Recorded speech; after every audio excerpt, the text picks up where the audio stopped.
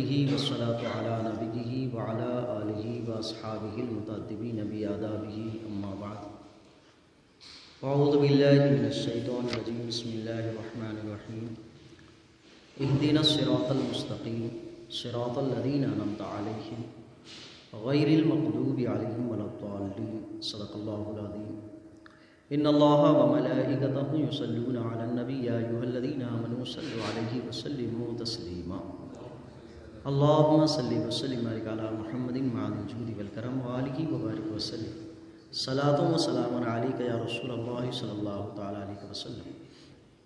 معزز سامعین، خطبہ مسنونہ میں سورہ فاتحہ کی آخری آیت کریمہ کی تلاوت کا شرف حاصل کیا۔ آج کی اس محفل میں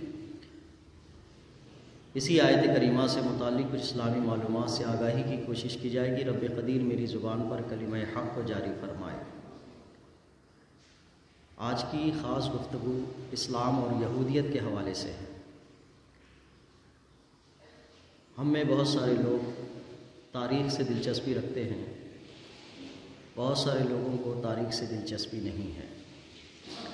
کسی کو مکمل تاریخ سے دلچسپی ہے، کسی کو سرسری طور پر تاریخ سے دلچسپی ہے، اور کسی کو یہ ہے کہ تاریخ سے جو حاصل ہونے والا سبق ہے بس وہ بیان کیا جائے۔ لیکن اس میں انسان کو کیا فکر رکھنی چاہیے، اس حوالے سے یہ ہے کہ قرآن پاک جو ساری کائنات کے لیے رہنمائی کتاب ہے، اس میں بھی تاریخی واقعات بیان کیے گئے، اور تاریخی واقعات میں صرف سرسری نہیں، بس تھوڑی نہیں، بلکہ قرآن نے ذکر کیا نحن نقص علیک احسن القصص، ہم بہترین قصے بیان کرتے ہیں۔ اس قرآن کے دعوے پر ایک مرتبہ یہودی حضور کی بارگاہ میں آئے تھے اور پوچھنے لگے تھے کہ ہم آپ سے 3 سوال کریں گے، آپ کو جواب دینے ہیں، اور وہ تینوں سوال میں سے 2 سوال کا تعلق تاریخ سے تھا۔ ایک اصحاب کہف کا تذکرہ تھا، پھر ایک ایسی شخصیت کا تذکرہ تھا جنہوں نے دنیا پر حکومت کی ہے یا دنیا کی سیر کی ہے، اس حوالے سے تھا، اور تیسرا سوال روح کی حقیقت کے بارے میں تھا۔ تو تاریخ انسانی زندگی کی وہ ضرورت ہے کہ علم اور شعور اور آگاہی تاریخ کے بعد انسان کو ملتی ہے۔ تاریخ سے مضبوط رشتہ ہونا چاہیے۔ اس سے پہلے بھی ہم نے اس عنوان کے تحت گفتگو کی تھی کہ اپنی تاریخ کو یاد کریں۔ کسی بھی قوم پر کوئی قوم قبضہ کرنا چاہتی ہے تو سب سے پہلے اس قوم کی تاریخ کو بڈھا دیتی ہے، محو کر دیتی ہے۔ اور تاریخیں مٹتی کیسی ہیں؟ تاریخیں مٹنے کے بہت سارے طریقے ہیں، شکلیں بہت ساری ہیں۔ ایک تاریخ مٹائے جانے کا تذکرہ یہ ہے کہ ان کی تاریخ جن جن چیزوں پر ہے وہ چیزیں ختم کر دی جائیں۔ دوسرا طریقہ یہ ہے کہ اس کو اتنی اوپر اٹھا کے رکھا جائے کہ کسی کو ملے نہ۔ تیسرا طریقہ یہ ہے کہ سامنے رکھا ہوا ہو لیکن اس کی طرف سے توجہ ہٹا دی جائے۔ تو یہ تاریخ کو بھلا دینے کے ترادف میں ہوتا ہے، اور ہم سے قریب قریب یہ ساری چیزیں ہو چکی ہیں کہ ہم اپنی تاریخ بھول گئے۔ اسی تاریخ بھلائے جانے کی ایک شکل یہ ہے کہ ہمیں موبائل تھمایا گیا ہے تاکہ ہم اپنی تاریخ سے دور رہیں، موجودہ دنیا ہی کو دیکھتے رہیں کہ کیا چل رہا ہے، کیسے چل رہا ہے۔ ہماری زندگی کبھی ایسی محسوس ہوتی ہے کہ ہمیں ایک کنویں میں اتارا گیا ہے، کنویں کی ہر ایک اینٹ رکھی گئی ہے، اور اس اینٹ کو آپ دیکھتے بیٹھے، ایک اینٹ ختم ہو جائے گی، دوسری، دوسری سے تیسری، آدمی کنویں سے باہر ہی نہیں نکل پا رہا۔ کنویں سے باہر اصل میں دنیا ہے۔ تو ایک صورت ہماری یہ ہے، اور مزید اس میں ایک طرفہ تماشا تاریخ کو بھلانے کا یا اپنی حقیقی زندگی سے دور کرنے کا فلموں میں لگا دینا، کرکٹ میں لگا دینا، اور مزید اب جو نئے گیم شروع ہوئے ہیں، رمی کھلوا لینا، لوڈو کھلوا لینا، اس پر پیسے لگوا دینا۔ آپ کو اور ہمیں اندازہ ہو کہ اتنے گیمز کھلا کر کوئی پیسے کیوں دے رہا ہے، کیوں اتنے آفر رکھے ہوئے ہیں ان گیموں کو کھلانے میں کہ آدمی اس کو کھیلتا رہے اور اس میں پیسے کمائے۔ بعض لوگ کہتے ہیں کہ اس سے ایڈورٹائز ہوتا ہے۔ ایڈورٹائز سے اتنی کمائی نہیں ہوتی ہے۔ جب آدمی اتنے بندے لگے ہوئے ہوتے ہیں تو قریب قریب وہ اپنی زندگی کا مقصد بھول جاتے ہیں، تو ان چیزوں میں لگا رہتا ہے۔ بڑے بڑے اسٹار آتے ہیں، ایکٹر آتے ہیں، وہ لوگ بھی آ کے لگ جاتے ہیں، کہتے ہیں کہ آپ رمی کھیلو، آپ فلاں کھیلو، یہ کھیلو، اتنے پیسے کماؤ گے، اتنے پیسے کماؤ گے۔ ابھی ایک قریب میں نے پیسوں کی لالچ، جاب اور نوکری کے معاملے کو لے کر ایک چیز دیکھی کہ یوٹیوب پر آپ کو ایک آفر دیا جاتا ہے کہ ایک چھوٹی سی بک ہے جس کے 240 پیج ہیں۔ آپ کو کرنا یہ ہے کہ اس 240 پیج بک میں جو لکھا ہوا ہے اپنی رائٹنگ سے ایک کاپی میں اتار کے دینا ہے۔ اگر آپ 10 دن کی مدت میں یہ 240 پیج اتار کر دیتے ہیں تو آپ کو 12,000 روپے دیے جائیں۔ یہ بڑا شاکنگ ہوتا ہے کہ 240 پیج کو رائٹنگ کر کے لکھ دینا اور اس کے بدلے میں 12,000 پانا۔ سمجھ نہیں آتی ہے کہ یہ ہے کیا چیز۔ آج کمپوزنگ کا زمانہ ہے، ٹائپ رائٹنگ کا زمانہ ہے، تو کسی بھی چیز کو، لکھی ہوئی چیز کو ٹائپ کیا جا رہا ہے خوبصورت بنانے کے لیے، لیکن ٹائپ کی ہوئی کتاب کو رائٹنگ میں کیوں لکھوایا جا رہا ہے؟ اور 12,000 کا آفر۔ ایک ٹیچر اسکول میں پورا مہینہ کام کرتی ہے اور پڑھتی پڑھاتی ہے، بچوں کو ہوم ورک کراتی ہے، تو 7-8 ہزار روپے اس کی سیلری ہے، اور 10 دن کے اندر اس پروجیکٹ کو پورا کر کے 12,000 روپے کمانا ایک شاکنگ تھا۔ میں اس کے قریب گیا اس کو دیکھنے کے لیے، تو رائٹنگ ہے بہت باریک، اور اس کو لکھنا ہے آپ کو انگلش کے کیپٹل لیٹر میں، لیکن جب بندہ لکھتا رہتا ہے تو 2-3 صفحے لکھنے کے بعد اس کا سر پکڑ لیتا ہے، اور پکڑنے کے بعد وہ لکھ نہیں پاتا۔ جبکہ آج کے بچوں کو، اسٹوڈنٹس کو تو ہیبٹ ہے، کیونکہ پڑھنے سے زیادہ ان کو ہوم ورک کرائے جا رہے ہیں، تو ہوم ورک کر کے تو اس کو ہیبٹ ہے، لیکن وہ بھی نہیں لکھ پا رہا۔ تو میں نے اس پہ غور کیا کہ اس کا زور آنکھ پہ پڑ رہا ہے، دماغ پہ پڑ رہا ہے۔ اور ایک بزنس بھی ہے۔ بزنس کیسے ہے؟ اگر 100 آدمی کو یہ بک دی جائے تو 80 لوگ تو نہیں لکھ پائیں، اور اس کی فیس ہے کہ جب آپ کو اس میں جوائن ہونا ہے تو 2,000 روپے فیس پے کرنا ہے، تو 12,000 روپے آپ کو۔ گھر بیٹھی خواتین ہوں یا کچھ لوگ ہوں، وہ اپنے آپ کو خالی سمجھتے ہیں تو اس میں بیٹھ جاتے ہیں۔ میں نے سوچا کہ اگر کوئی اس پروجیکٹ کو پورا بھی کر لیا تو 10 دن تک مسلسل ایک کتاب دیکھتے رہنا اور اس کو لکھتے رہنا، اس کے بعد اس کے ذہن کے اندر بوجھ آ جاتا ہے، جس کے لیے کہتے ہیں کہ کوئی آدمی زیادہ سوچتا رہے گا تو ڈپریشن میں آ جاتا ہے۔ تو اس طرح کی گیمز شروع ہو رہے ہیں، اس طرح کی چیزیں شروع ہو رہی ہیں۔ تو بہت ساری کیفیتیں ہیں جو شکلیں آج ہم محسوس کر رہے ہیں۔ گفتگو تھی کہ تاریخ کے حوالے سے، تاریخ ایک ایسا چیپٹر ہے کہ بہت سارے لوگ تاریخ کو بھلانے کی کوشش کرواتے ہیں، اور بہت سارے لوگ اپنی زندگی میں تاریخ کو محفوظ رکھتے ہیں۔ قرآن پاک میں اللہ تبارک تعالیٰ نے اس کائنات کی پوری تاریخ کو محفوظ فرمایا ہے کہ بہت سارے لوگ ہسٹری سبجیکٹ لیتے ہیں، اس ہسٹری سبجیکٹ کے تحت یہ بات بیان کرتے ہیں کہ ہم نے ہسٹری پڑھی ہے، سب کی تاریخیں پڑھی ہوئی ہیں۔ تو یہ یونیورسٹی کے لوگوں کا ایک سبجیکٹ ہوتا ہے ہسٹری پڑھنے کا، لیکن قرآن ایک دنیا کی سب سے بڑی ہسٹریکل کتاب ہے۔ ایسی ہسٹری اس میں بیان کی گئی ہے کہ جو لوگ آتھر ہوتے ہیں، جو رائٹر ہوتے ہیں، لکھتے ہیں، تو کبھی آپ اس سے اتفاق کر سکتے ہیں، کبھی نہیں کر سکتے۔ وہ کسی کا فالوور ہوتا ہے تو ہسٹری کو تھوڑا چینج بھی کر سکتا ہے، وہ کسی کو غاصب بتا سکتا ہے، کسی کو حکمراں بتا سکتا ہے، اس کا تعلق ہوتا ہے۔ لیکن قرآن میں اللہ نے ارشاد فرمایا نحن نقص علیک احسن القصص، ہم بہترین اور سچے قصے سناتے ہیں۔ یہ جو اختلافات تمہارے درمیان ہوتے ہیں ہسٹری کے معاملے میں، اصحاب کہف کے واقعے میں کتنا اختلاف تھا، اللہ نے ارشاد فرمایا کہ وہ لوگ کہتے ہیں 5 تھے، 6واں ان کا کتا تھا، 6 تھے، 7واں ان کا کتا تھا، 7 تھے، 8واں ان کا کتا تھا۔ تاریخ میں یہ مسئلے کو بیان کیا جاتا ہے۔ اللہ نے فرمایا کہ اصل اللہ جانتا ہے کہ وہ کتنی تعداد میں تھے۔ تو اصل تاریخ کو قرآن پاک نے بیان کیا۔ اب اسی تاریخ میں ایک حصہ آتا ہے کہ ہم جس چیز سے جڑے ہوئے ہیں آج کے دور میں، وہ ہے یہودیت۔ یہودیت کی اپنی ایک کیا تاریخ ہے؟ اس تاریخ کے حوالے سے ہمارے مسلمانوں میں اسلام کے دور میں میرے خیال سے ابتدائے اسلام سے لے کر آج تک یہودیت بمعنی قریب ایک قسم کی گالی ہے، کہ کسی کو یہودی کہہ دینے کا مطلب ہے گالی۔ جس طرح سے لفظ سور ہم نکالتے ہیں تو برا لگتا ہے سامنے والے کو، اور اگر کسی کو یہودی کہا جائے تو بھی ایک قسم کی گالی۔ یہ قوم اتنی بری کیوں ہے کہ یا مسلمانوں کے درمیان بری کیوں ہے؟ تو اس حوالے سے یہ ہے، تھوڑا ایک تمہیدی پس منظر سمجھ کے تاریخ کو سمجھنا ہوگا کہ انسانیت میں اللہ تبارک تعالیٰ نے جو انسانیت کے جو دشمن قرار دیے ہیں ان میں دو بڑے دشمن قرار دیے ہیں، ایک شیطان اور دوسرا نفس۔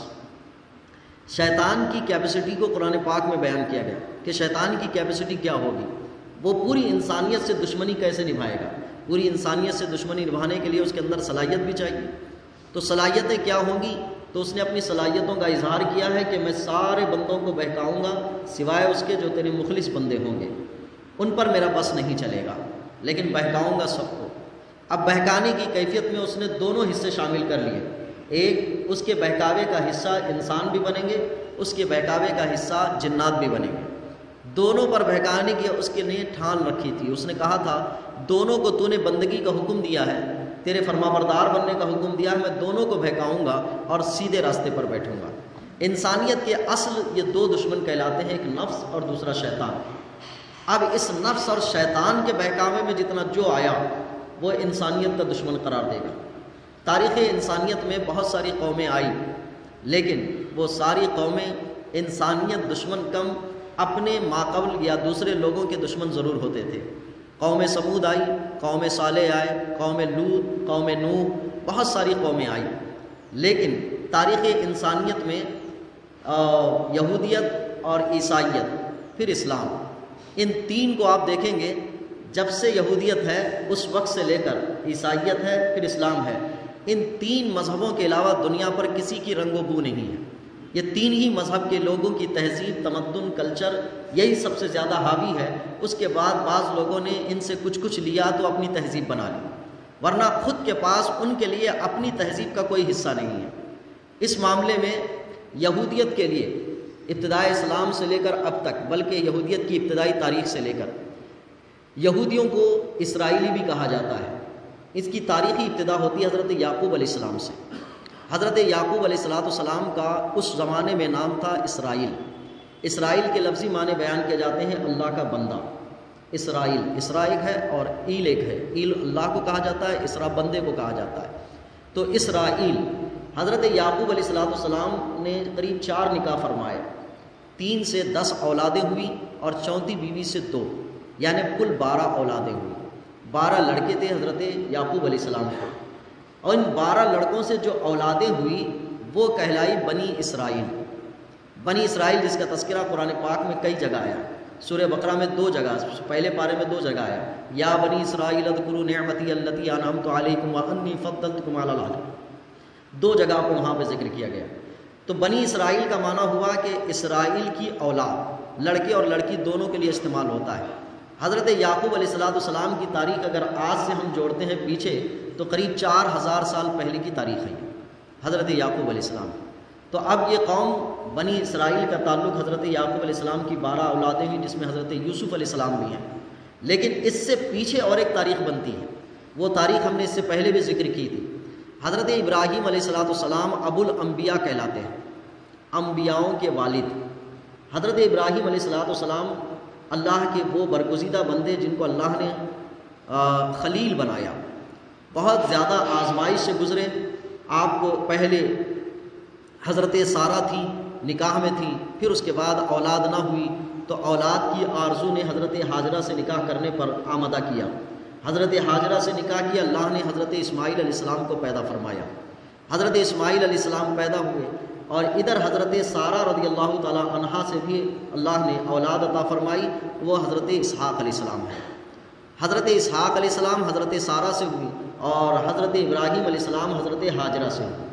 اللہ تبارک تعالیٰ نے حضرت اسحاق علیہ السلام کی اولاد میں بہت سارے انبیاء کرام کو بھیجا، اور اب ان انبیاء کرام کے نام سنیں گے آپ کو لگے گا حضرت ابراہیم علیہ السلام کے توسط سے حضرت اسحاق علیہ السلام کی اولاد میں حضرت داؤد علیہ السلام آتے ہیں، حضرت سلیمان علیہ السلام آتے ہیں، حضرت یعقوب علیہ السلام، حضرت یوسف علیہ السلام، حضرت موسیٰ علیہ السلام، حضرت شیس علیہ السلام اور حضرت عیسیٰ علیہ السلام۔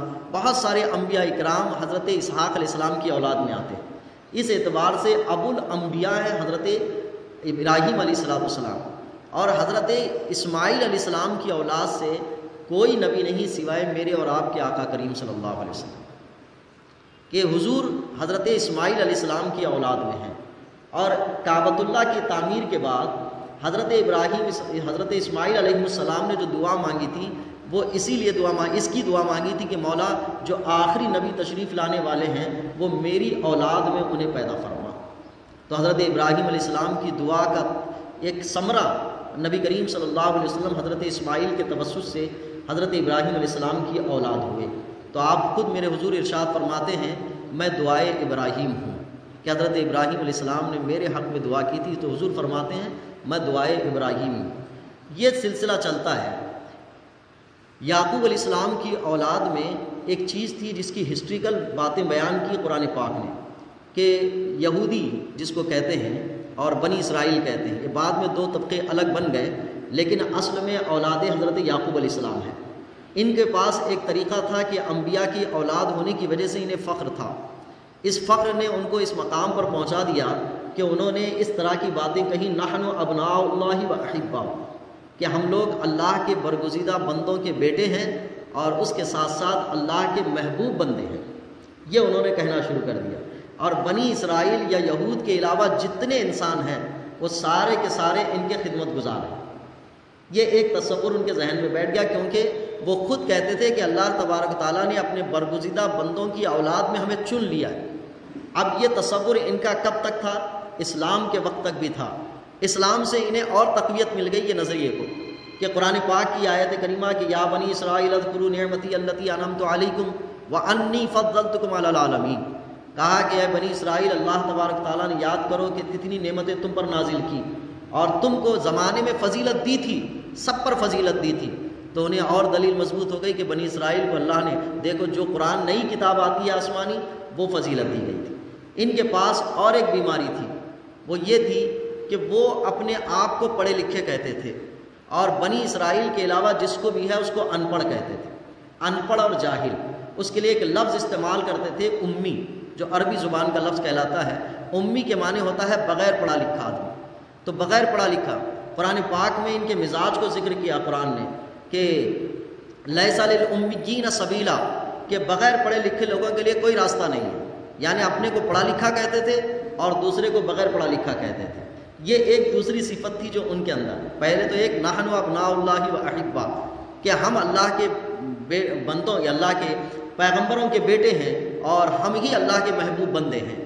اس کے بعد انہوں نے اپنی زندگی میں جو انبیاء کرام کی کتبیں نازل ہوئیں اس کو اپنی طبیعتوں سے من چاہوں سے پھیرنا بگاڑنا سب کچھ شروع کر دیا، اور اپنی من مانی اس میں شروع کر دی، یہاں تک کہ کتابوں کی تنسیخ بھی ہوئی، منسوخ بھی ہوئے، نئی کتابیں آئی، بہت ساری۔ ایک تاریخی پس منظر ہے کہ انہوں نے اپنے خواہشات اور اپنے نظریات کی تکمیل کے لیے اللہ کی دی ہوئی کتابوں میں بھی تبدیلی کر دی۔ قرآن پاک نے ان کی اس حرکت کا تذکرہ کیا کہ تھوڑے سے پیسوں کے بدلے میں انہوں نے اللہ کی کتابوں میں تبدیل کر دی۔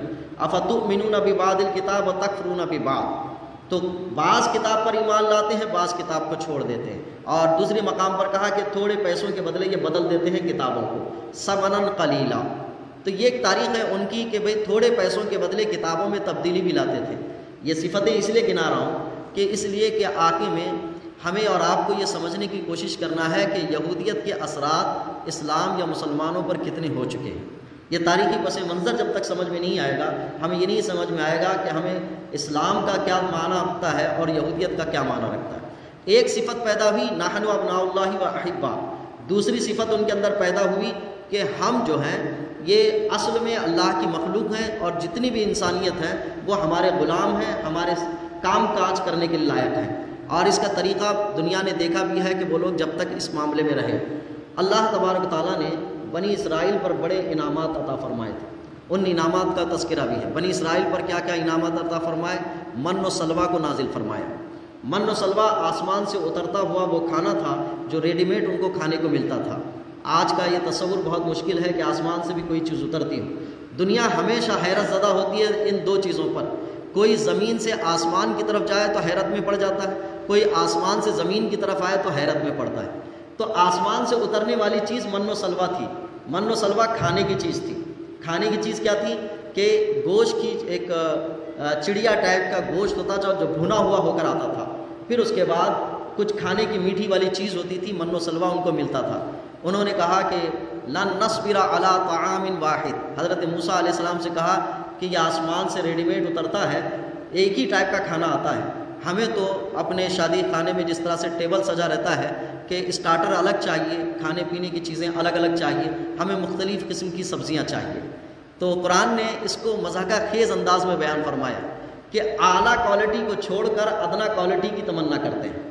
لن نصبر علی طعام واحد، حضرت موسیٰ علیہ السلام سے کہنے لگے، تو اللہ نے فرمایا کہ بغیر محنت کے تمہیں ملتا تھا، اب تم خود زمین میں کاشت کرو اور جو جو سبزیاں تمہیں چاہیے، ترکاریاں چاہیے، اس کے لیے محنت کرو۔ تو محنت کرنے لگے، اللہ کی دی ہوئی نعمت کو انہوں نے ٹکرا دیا۔ کہتے ہیں من و سلوہ کی کہانی میں ایک بات اور تھی کہ اللہ تبارک تعالیٰ نے ارشاد فرمایا کہ ہفتے بھر میں تمہیں یہ من و سلوہ دیا جائے گا، ہفتے کے دن نہیں دیا جائے گا، جس کو سنیچر کہا جاتا ہے، سیٹرڈے کہا جاتا ہے، اس دن نہیں آئے گا۔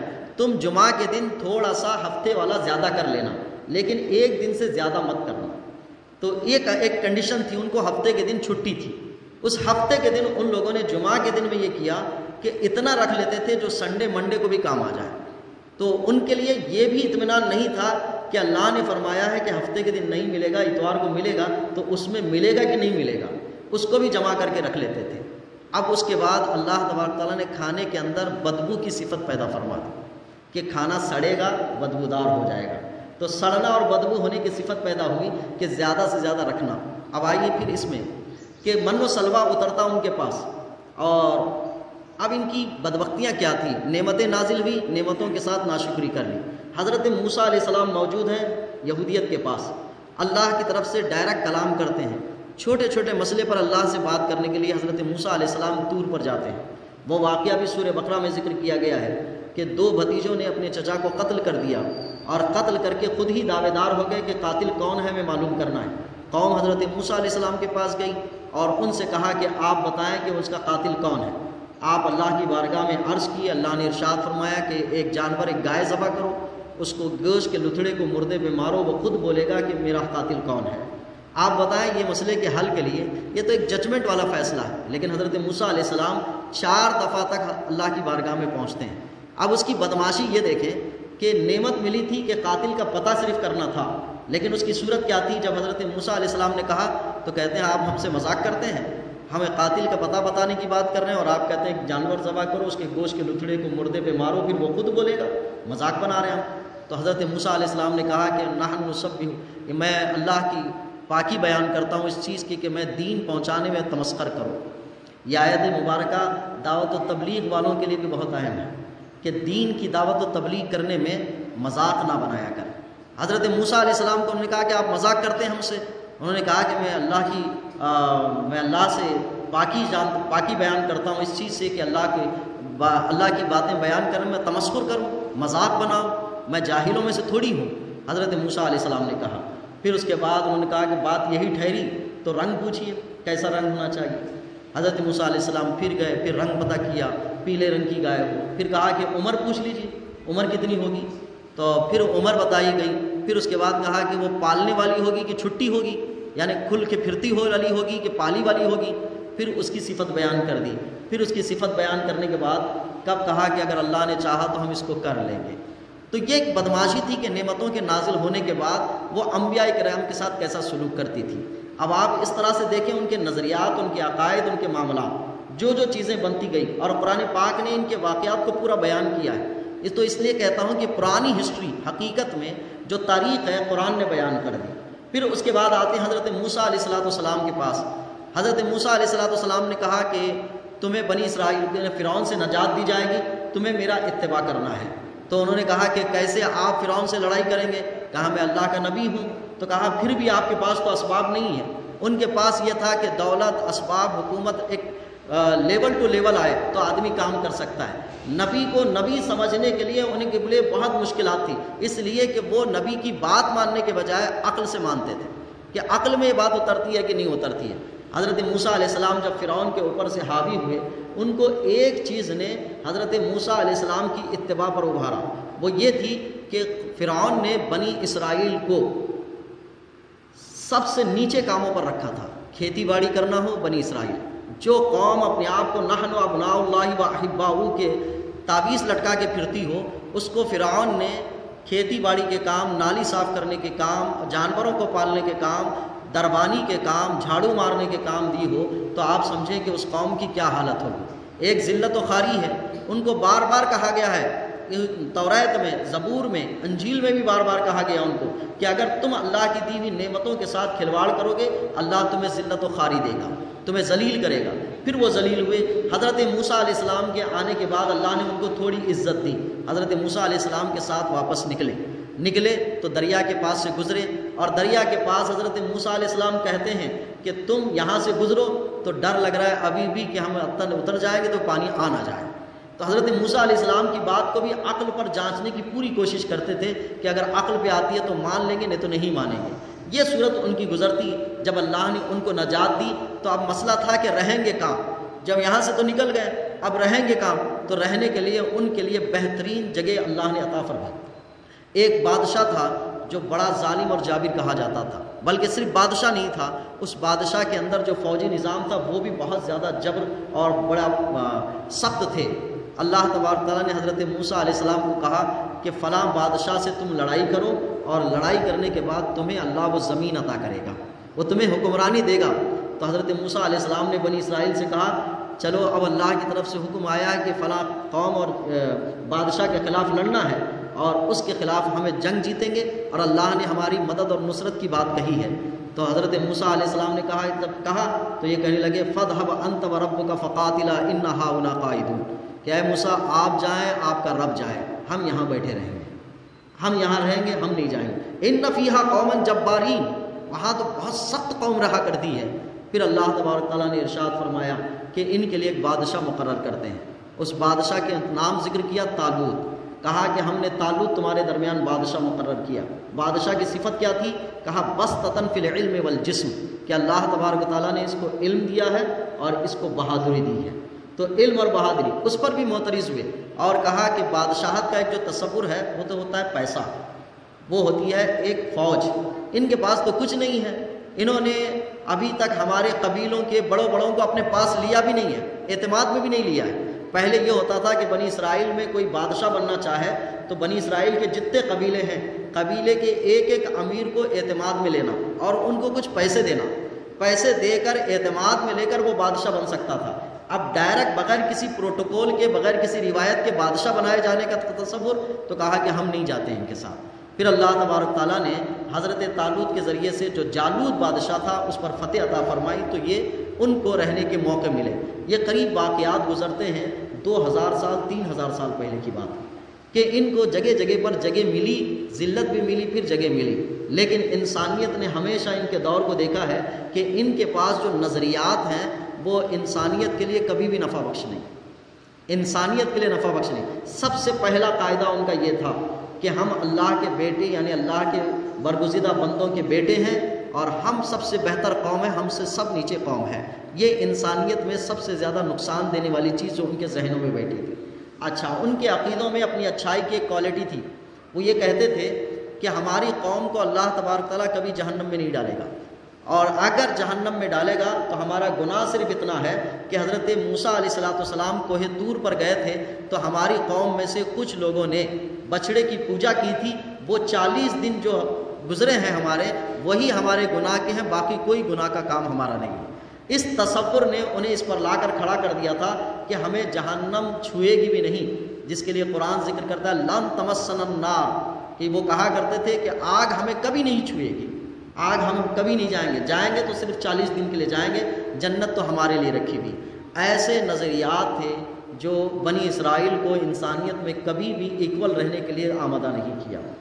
اب ان چیزوں میں اسلام جب آتا ہے تو ایک ایک نظریے کی تردید کرتا ہے، ایک ایک سوچ کی ان کی تردید کرتا ہے۔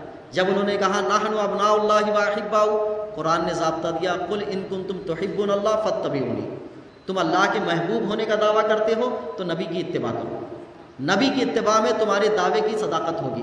اگر تم نبی کا اتباع نہیں کرتے ہو، محبت کی بات کرتے ہو کہ اللہ محبوب رکھتا ہے ہمیں، تو اتباع سے خالی ہو تو یہ محبت کا دعویٰ تمہارا بیکار ہوگا۔ ایک ایک چیز کو توڑا۔ پھر اس کے بعد ان اکرمکم عند اللہ اتقاکم، اللہ کے نزدیک معزز اللہ کی بارگاہ میں تقوی حاصل کرنے والا ہے، اور پھر انسانوں کے لیے اللہ تبارک تعالیٰ نے ارشاد فرمایا کہ ہم نے انسان کو بنی آدم کے ساتھ پیدا کیا، ایک مرد ایک عورت کے ساتھ پیدا کیا، پھر ان کو قبیلے بنائے تاکہ ایک دوسرے کی پہچان رکھیں، لیکن فضیلت کی بات آئی تو اللہ کے تقوی کو قرار دیا، تو ایک ایک نظریے اور سوچ کو توڑتے ہوئے گئے۔ بنی اسرائیل کو فضیلت دی گئی تھی، آقا کریم صلی اللہ علیہ وسلم نے یہودیوں کے ساتھ پچھلی تاریخ، موجودہ تاریخ اور اپنے دور کی تاریخ، ان سب کو سامنے رکھ کر مسلمانوں کو الرٹ کیا۔ الرٹ کرنے میں جن چیزوں کو بیان فرمایا وہ یہ تھا کہ تم یہودیت کی مخالفت کرو، کتنی چیزوں میں مخالفت کرو۔ بعض احادیث میں تفصیل کے ساتھ ہے، حضور کو بعض صحابہ نے کہا یا رسول اللہ یہودی ہمیشہ پائجامہ پہنتے ہیں، حضور نے فرمایا تم اس کی مخالفت کرو، تم پائجامہ اور لنگی دونوں پہنا کرو، کہ کبھی اس کے بغیر کہا حضور یہودی داڑھی ایسے رکھتے ہیں، حضور نے فرمایا کہ اس کی مخالفت کرو۔ کہا کہ حضور مونچھیں وہ ایسی رکھتے ہیں، حضور نے فرمایا کہ تم ان کی مخالفت کرو، مونچھیں کم کر دیا کرو، تو حضور نے ان کی مخالفت کرنے کا، ڈریسنگ میں، کپڑے میں، چال چلن میں، رہن میں، عقیدے میں، سب میں مخالفت کرنے کا حکم دیا۔ اتنی مخالفت کرنے کا حکم دیا کہ حضور پھر اس کے بعد اتنی مخالفت کے حکم کے بعد آگے ارشاد فرماتے ہیں کہ قرب قیامت ایک وقت آئے گا اور اس وقت امت محمدیہ کی کیفیت ایسی ہوگی کہ یہودیت کے رنگ میں مسلمان رنگ جائیں گے۔ کتنے رنگ جائیں گے؟ تو حضور نے فرمایا کہ یہودیت میں چھوٹا بڑا جو بھی واقعہ ہوا وہ واقعے سارے کے سارے میری امت میں گزریں گے۔ اگر یہودیت میں کسی نے اپنی ماں کے ساتھ زنا کیا ہے تو میری امت میں بھی یہ واقعہ ہوگا، اتنا ہوگا۔ پھر حضور نے یوں بھی ارشاد فرمایا بنی اسرائیل 72 فرقوں میں بٹ گئی اور میری امت 73 فرقوں میں بٹ جائے گی۔ ایکوالٹی جو یہودیت میں ہوگا وہ مسلمانوں میں ہوگا۔ یہ ایک چیز تھی۔ یہودیت کی مخالفت کو حضور نے بہت پہلوؤں پہ ذکر فرمایا، بہت زیادہ۔ روزے کے معاملے میں یہ مخالفت فرمائی، نماز کے ذریعے میں مخالفت فرمائی، قرآن کے ذریعے سے مخالفت فرمائی، اعمال کے ذریعے سے مخالفت فرمائی، رہن سہن کے اعتبار سے مخالفت فرمائی۔ کتنی جہتوں میں حضور نے مخالفت فرمائی کہ یہودیوں کی مخالفت کرو، یہودیوں کی مخالفت کرو، یہودیوں کی مخالفت۔ اسی لیے مسلمانوں کے ذہن میں لفظ یہودیت ایک گالی بن گئی۔ لیکن اگر آج ہماری پرسنل صورتحال دیکھیں، ہم یہودیت کے بہت سارے حصوں میں شامل ہو گئے، بہت سارے حصوں میں۔ آج ہمارے اندر مخالفت کا ایک جذبہ ہے۔ میں چاہتا ہوں کہ ایک دو جہت پر جذبہ نہ رہے، کئی جہتوں پہ رہے۔ جس کی ہمیں شناخت پہچان کرائی گئی ہے صرف اسی جہت پہ نہ رہے کہ یہودیت کے پروڈکشن جتنی بھی بنائے ہوئے سامان ہیں ان کی مخالفت کرو۔ میں بھی تائید کرتا ہوں کہ کرنا چاہیے، لیکن یہ ایک شعبہ ہے خالی۔ ابھی بہت سارے شعبے ہیں کہ جن میں ہمیں اور مخالفت کرنی ہے۔ ان مخالفتوں میں سے دو تین چیزیں آپ کی آج ذہن سازی کے لیے بتا دیتا ہوں۔ یہودیت کی ایک صفت یہ ہے کہ وہ مرنا نہیں چاہتے۔ قرآن نے ذکر کیا لن یتمنوہ الابدا، یہ ہرگز نہیں مرنا چاہتے ہیں، یہ تمنا نہیں کرتے کبھی مرنے کی۔ اور مسلمانوں کا شعبہ یہ بیان فرمایا کہ تم قاتلوا فی سبیل اللہ الذین یقاتلونکم، تم اللہ کی راہ میں شہید ہونے کا جذبہ پیدا کرو، مرنے کے لیے تیاری کرو۔ تو ایک صفت یہ ہے کہ یہودی مرنا نہیں چاہتے۔ لن یتمنوہ الابدا، اہل علم کہا کرتے ہیں یہودیت کا پروڈکشن جتنا ہے اس کا بائیکاٹ کرنے سے مالی نقصان جتنا ہوگا وہ اس کو اتنا نقصان نہیں سمجھتا ہے، اصل نقصان سمجھتا ہے وہ جانی، اس لیے کہ اس کی جان کا جو نقصان پہنچتا ہے وہ اس کے لیے برداشت کی چیز نہیں۔ مالی نقصان میں تو وہ تھوڑی سی تبدیلی کر لے گا، جن چیزوں کا نامنیشن کر کے آپ نام لے رہے ہو اس کے نام بدل دے گا، سامان وہی رہے گا، پھر وہ دوسری چیز سے رائج کر دے گا، پھر اس میں 1 روپیہ بڑھا دے گا تو جتنا نقصان ہوا ہے وہ آپ ہی سے بھرتی کر لے گا۔ یہ اس کے پاس پالیسی ہے۔ آج جتنے بھی پروڈکشن ہے الگ الگ نام سے، آپ کبھی مخالفت کر کے دیکھ لو، کسی بھی نام کی مخالفت کرو گے وہ نام بدلے گا، سامان وہی رہے گا، 1 روپیہ بڑھا کے دے گا اور اس کا ایڈورٹائز اتنا کرا دے گا کہ آپ کو لگے گا کہ ہم نے اس کی مخالفت کر لی۔ مخالفت کی کون سی چیزیں ہیں جو اصل میں ہیں؟ یہ تو میں اس کی تائید کرتا ہوں کہ پروڈکشن کی مخالفت ہو، مالی اعتبار سے بھی اس کو نقصان پہنچایا جائے، لیکن اس کے ساتھ ساتھ اور کون سی چیز؟ اس میں سے ایک چیز یہ، وہ موت کی تمنا نہیں کرتا ہے۔ مسلمان اگر اس کے خلاف حقیقی طور پر مخالفت کرنا ہے تو اپنے جوش ایمانی کے ساتھ ساتھ زندگی کے معاملے میں بھی اعلان ایسے ہو کہ ہاں ہم موت سے ڈرتے نہیں ہیں، یہ اس کے لیے بہت بڑی مخالفت کی چیز ہے۔ اسی لیے دیکھیں وہ موت سے اتنا ڈرتا ہے کہ آئرن ڈوم بنا کے بیٹھا ہوا ہے، وہ سب کہتا ہے کہ یہی ہماری حفاظت کرے گا، اور مسلمان کے لیے ہے کہ اس کی جان کی حفاظت اللہ کرے گا۔ بہت ساری صورتیں ہیں اس نے جو اتنی ٹیکنالوجی میں آگے بڑھ کر اپنے آپ کو تحفظ فراہم کرنا چاہا، وہ زمین سے لڑنے کا قائل نہیں ہے، وہ آسمان سے لڑنے کا قائل ہے، اوپر سے لڑنے کا قائل، کیونکہ زمین کے درمیان سے اس سے جان جانے کے خدشے ہیں۔ مال جانے کا خدشہ نہیں ہے، مال تو وہ کسی طرح سے بھی لے آئے گا، جان جانے کا بڑا خدشہ ہے۔ انہوں نے مال پر ایسا کنٹرولنگ کر لیا ہے کہ دنیا مل کر بھی اس کے لیے بہت مشکل ہے کہ اس کے مالوں سے اسے کنگال بنا دے، مالی اعتبار سے اتنا پاور ہے اس کے پاس۔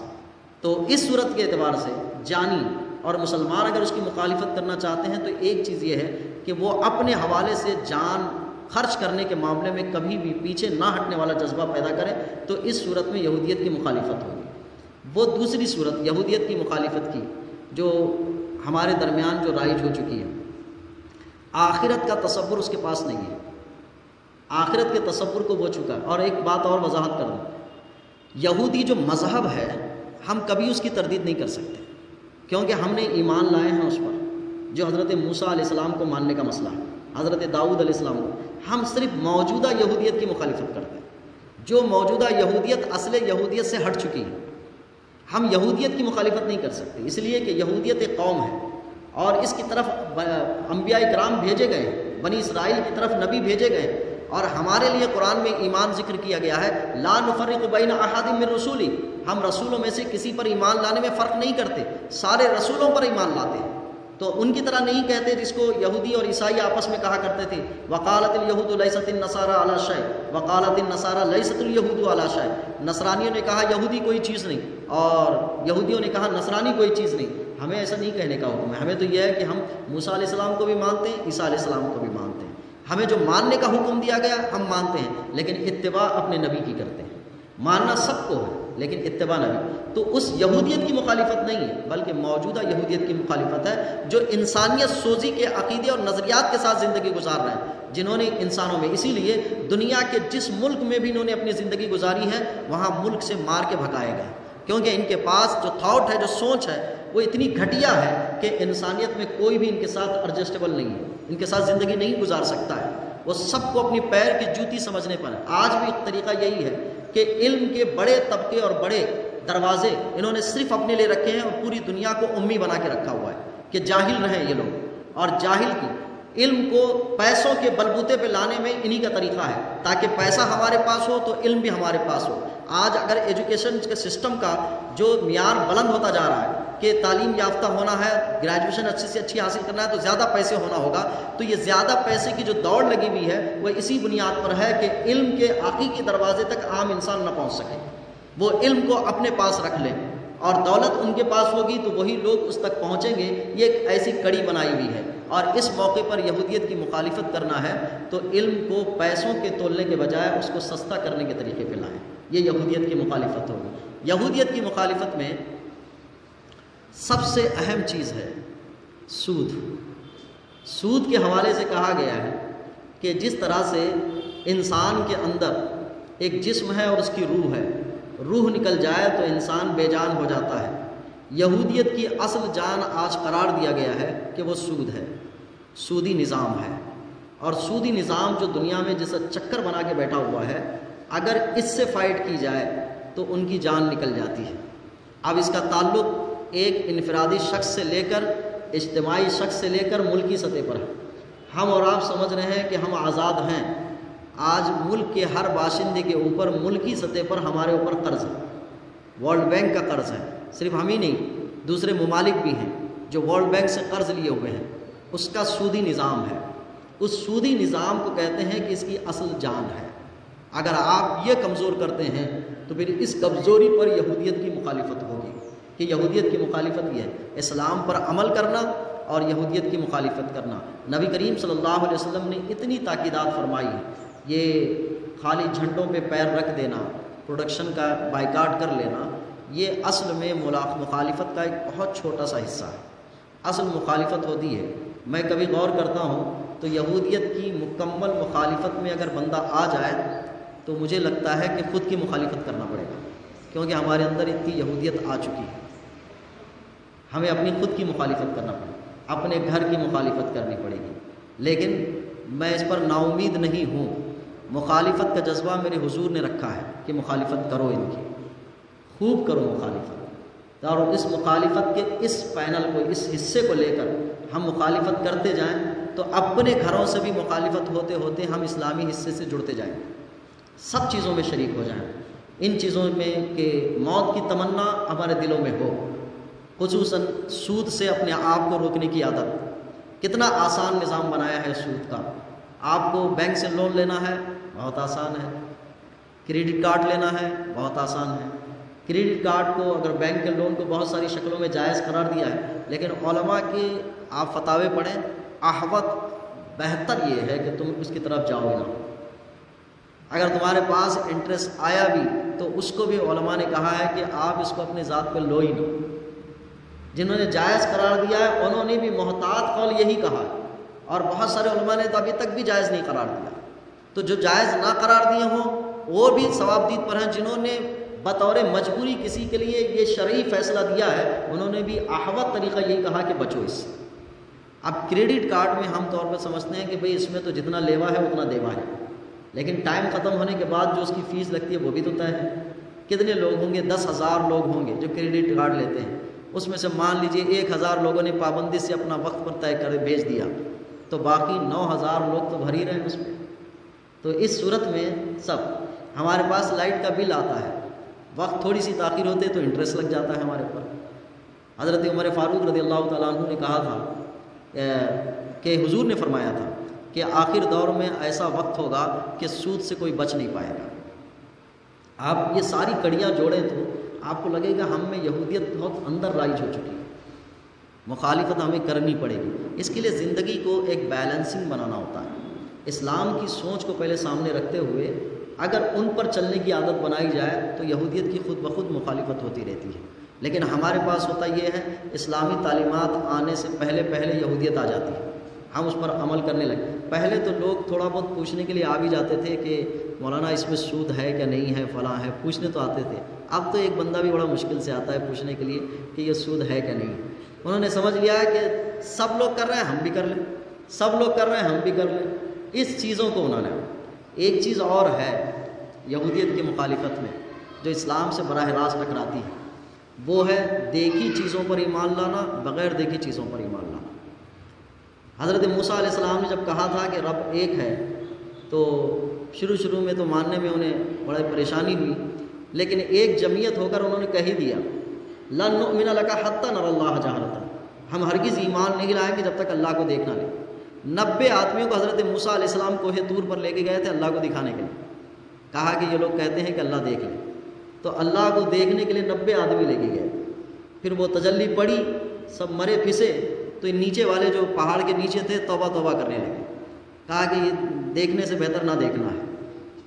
تو اتنی بدقسمتی تھی، اور دنیا کو انہوں نے اسی ضابطے پر لا کے رکھ دیا ہے۔ آج بھی ہمارے پاس کیفیت یہ ہے مسلمانوں میں، دیکھی ہوئی چیزوں پر زیادہ ایمان لاتے ہیں، بغیر دیکھی ہوئی چیزوں پہ بہت کم ایمان ہے۔ مثال کے طور پر آپ سمجھیں، میں کہوں کہ جو بندہ علم دین حاصل کرنے کے لیے اپنے گھر کے راستے سے نکلتا ہے، اپنے گھر سے نکلتا ہے، تو جس راستے سے نکلتا ہے اللہ کے رحمت کے فرشتے اس کے لیے پر بچھاتے ہیں۔